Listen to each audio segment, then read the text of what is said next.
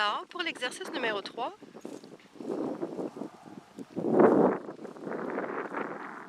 je demande aux participants, après avoir fait un balayage corporel et être centré dans le calme et l'ouverture, je demande à chaque participant d'entrer dans le parc.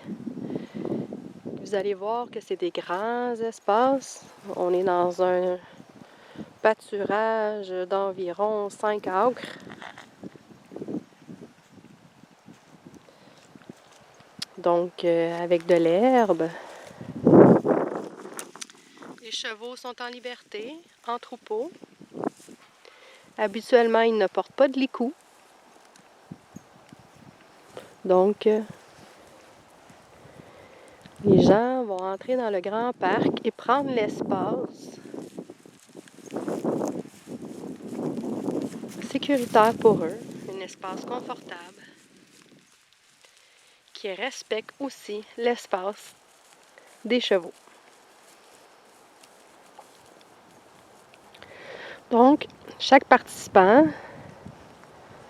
doit rester centré dans le moment présent, être vigilant à la qualité de sa respiration, être vigilant à répertorier chaque tension à l'intérieur de lui et en prendre conscience à chaque instant. Il peut marcher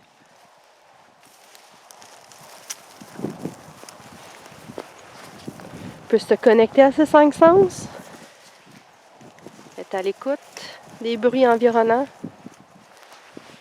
être à l'écoute des bruits que les chevaux font, soit avec leurs sabots ou soit par la mastication de l'herbe.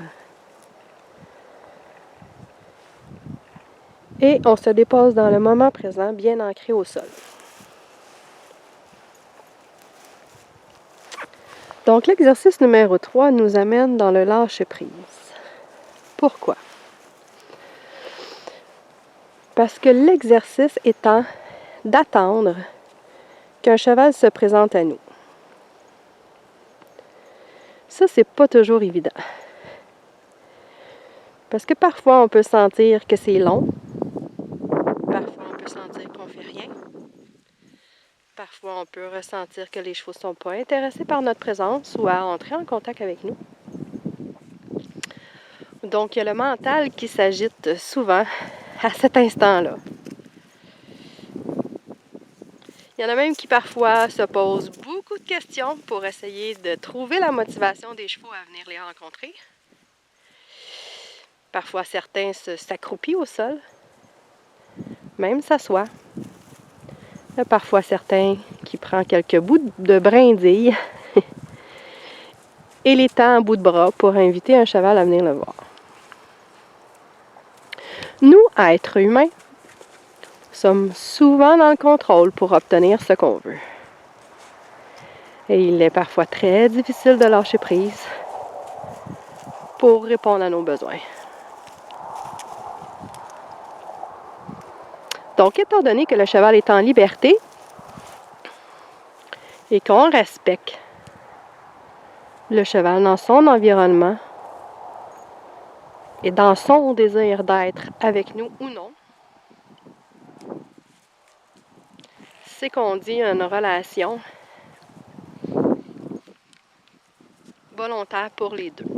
Il faut autant que le cheval que la personne soit volontaire au contact. Et puis, en prenant bien conscience du moment présent et de ce qui nous habite à l'intérieur de nous, la plupart du temps, on se rend compte que c'est pas le cheval qu'on pensait qui vient nous voir. À notre plus grande surprise, c'est peut-être le cheval qui nous fait un petit peu plus peur, qui est un peu plus imposant, un petit peu plus énergique.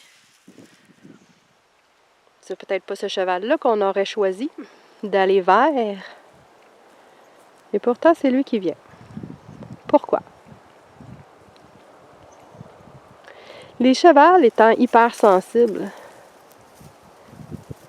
détectent à l'intérieur de nous ce qui est présent. Donc, on en a pris conscience ou pas, eux, ils le savent. Et si à ce moment-là, j'ai quelques images, quelques idées, quelques pensées, envoie un certain niveau d'énergie au troupeau, aux chevaux, et les énergies peuvent concorder avec certains types de personnalités au sein du troupeau.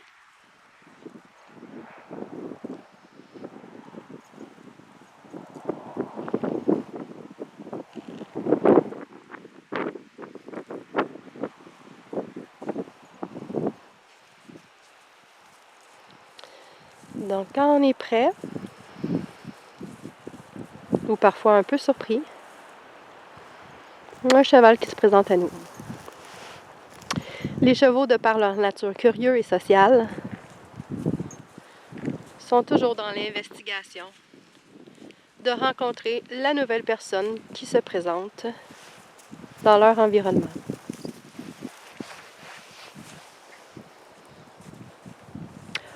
Donc, quand le cheval se présente à nous, on fait un balayage corporel, on regarde à l'intérieur de nous si on est prêt à ce contact-là et de cette façon-là.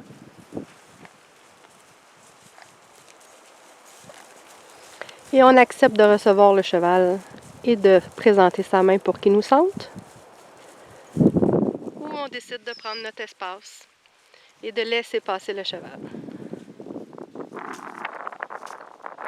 le but étant de créer un contact harmonieux pour les deux espèces.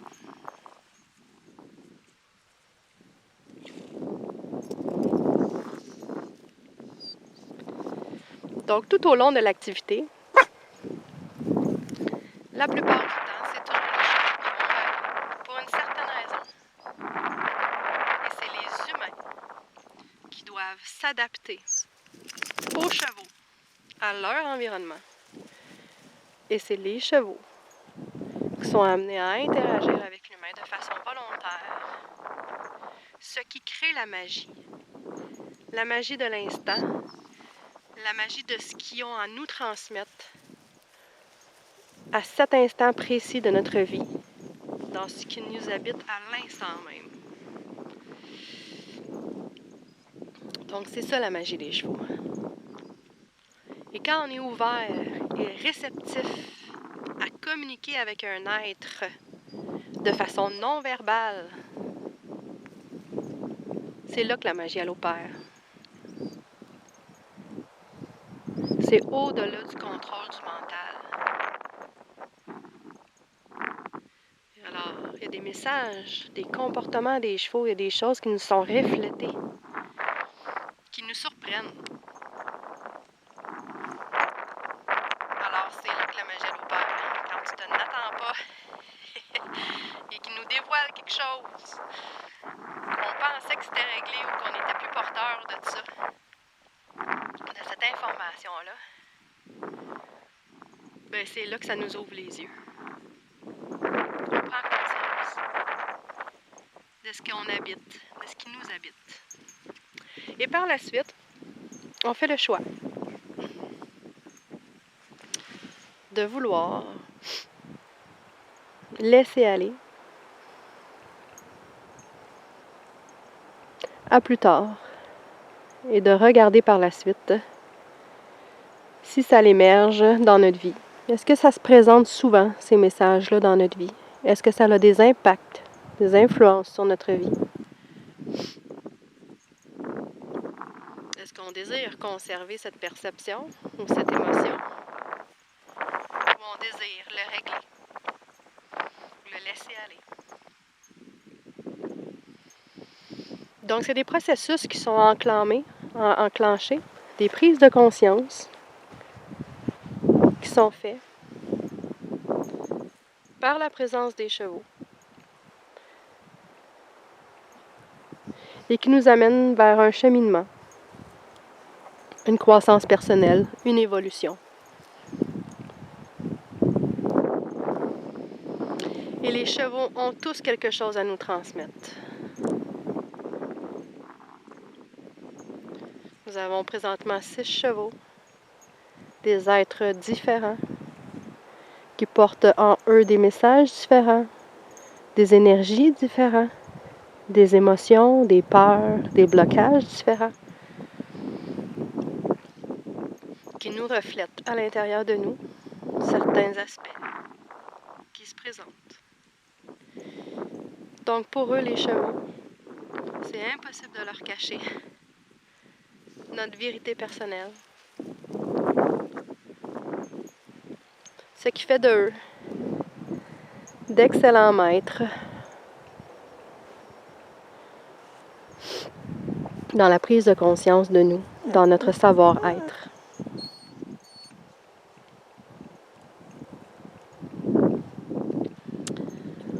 Donc voilà,